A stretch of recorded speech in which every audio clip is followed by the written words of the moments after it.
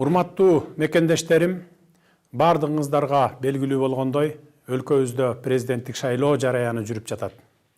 Мен да бүгүн президенттик шайлоого катышуу үчүн арыз бердим. Ошого байланыштуу сиздерге кайрылып олтурам. 2020 жылдын 4 октябрындагы парламенттик шайлоодогу мыйзам бузуулар 5-6 октябрдагы элдик толкундоолордун келип чыгышына себеп болду. Бишкекте жана башка аймактарда нааразычылык акцияларга миңдеген адамдар катышты. Алар кайра шайлоо өткөрүүнү, президенттин отставкасын катуу талап кылышты. Натыйжада Борбордук шайлоо комиссиясы 4 октябрдагы шайлоонун натыйжаларын жокко чыгарууга аргасыз болду. Элдин талабы боюнча мурдагы өкмөт отставкага кетти жана өлкө конституциясында белгиленген тартипте жаңы өкмөт түзүлдү. Президент Сооронбай Жээнбеков өз ыктыяры менен кызматтан чегинди. Бул 21 кылымдын башындагы Кыргызстанда болгон ири бурулуш окуялардын бири экендигинде шек жок. Бул жеңиш жалпы Кыргызстандын элинин жеңиши болду. Элдик бийлик кыска мезгил ичинде өлкөбүздө саясий жана социалдык туруктуулукту калыбына келтирди. Бардык эл аралык милдеттенмелер, буга чейинки эки тараптуу жана көп тараптуу келишимдер жана макулдашуулар толугу менен аткарылууда. Ошол эле учурда, урматтуу мекендештер, алдыбызда олуттуу жана жооптуу маселелер бар. Биринчи, элдин талабын аткаруу максатында конституциялык реформалар даярдалууда.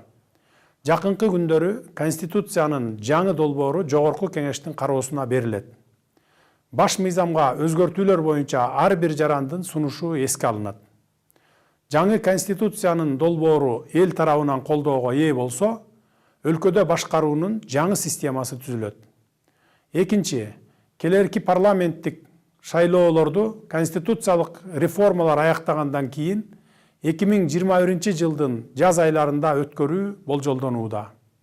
Бул маселе боюнча Жогорку Кеңеш тийиштүү мыйзам кабыл алып, мен ага кол койгом. Үчүнчү, Борбордук шайлоо комиссиясы мөөнөтүнөн мурдагы президенттик шайлоону 2021 жылдын 10 январына белгиледи.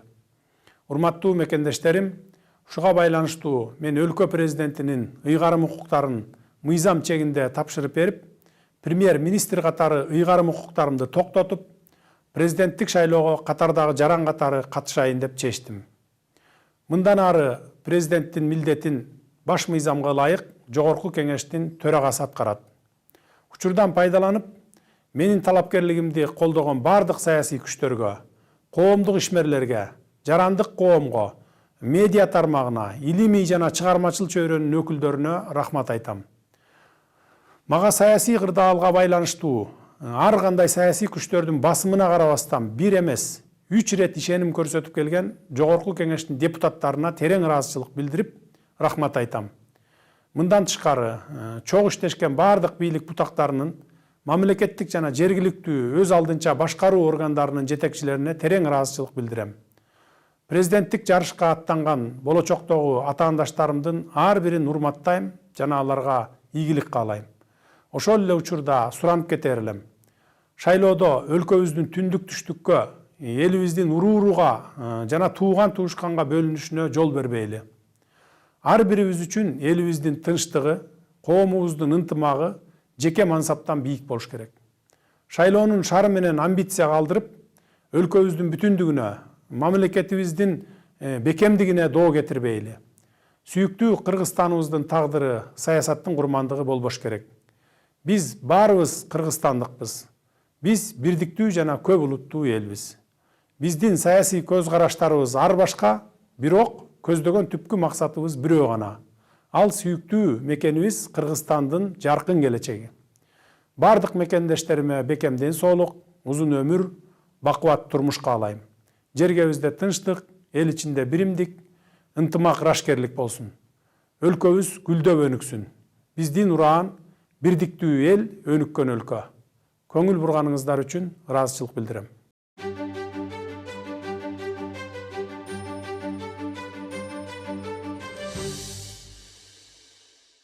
Дорогие соотечественники, как вы знаете, в нашей стране идет процесс подготовки к президентским выборам. Я тоже сегодня подал заявление для участия в выборах на пост президента. В этой связи я обращаюсь к вам. Массовые нарушения законодательства во время парламентских выборов стали причиной народных волнений 5-6 октября. В акциях протеста в городе Бишкек и других регионах участвовали тысячи людей. Они потребовали проведения повторных выборов и отставки президента. В результате Центральная избирательная комиссия была вынуждена отменить результаты выборов 4 октября.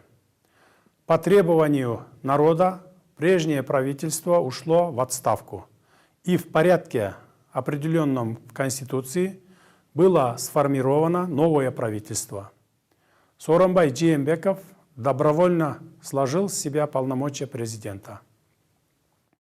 Несомненно, это был одним из судьбоносных событий в Кыргызстане в начале 21 века. Эта победа стала победой всего народа Кыргызстана.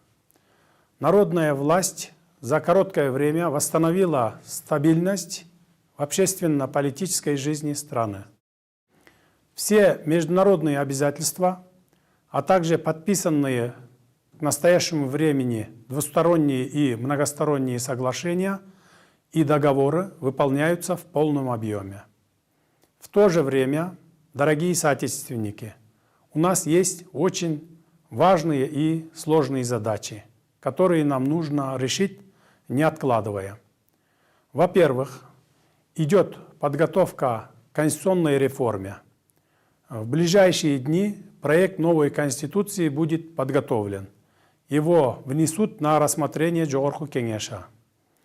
При рассмотрении изменений в основной закон будут учтены предложения каждого гражданина страны. Если проект новой Конституции будет поддержан народом, в стране будет создана новая система правления. Во-вторых, как известно, Жогорку Кеңеш принял соответствующий закон, и я его подписал. Согласно ему, следующие парламентские выборы планируется провести весной 2021 года, после завершения конституционных реформ.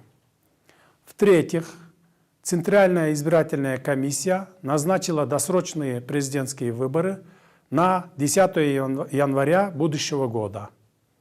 Дорогие соотечественники, в связи с этим, как ранее заявлял, я решил сложить с себя полномочия президента страны, а также приостановить должностные полномочия премьер-министра Кыргызской республики, и как рядовой гражданин буду участвовать на предстоящих президентских выборах.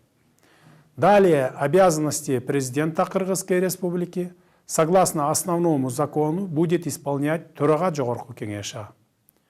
Хочу поблагодарить все политические силы, общественных деятелей, представителей гражданского общества, медиасферы, научной и творческой интеллигенции, поддержавших мою кандидатуру.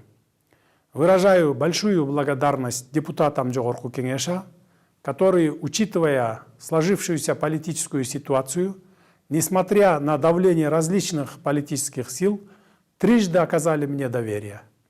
Помимо этого, благодарю руководителей всех ветвей государственной власти, государственных и местных органов за совместную работу. Ко всем своим будущим оппонентам отношусь с уважением и желаю им успеха. В то же время призываю не допустить разделения страны на север и юг, на регионы или родственников. Сохранять мир и стабильность в стране, интересы народа и государства ставить выше личных амбиций. Мир в стране, единство народа и безопасность нашего общества – это самые важные вещи. Для нас всех судьба нашего государства и родного народа должны быть дороже всего. Мы все являемся кыргызстанцами. Мы единый и многонациональный народ. У нас разные политические взгляды, но наша цель одна – обеспечить светлое будущее нашей стране Кыргызстану. Желаю всем своим соотечественникам крепкого здоровья, долгих лет жизни и благополучия. Да будет мир, единство и согласие в нашем народе и в нашей любимой стране. Пусть процветает наше государство. Наш девиз – единый народ, развитая страна. Благодарю за внимание.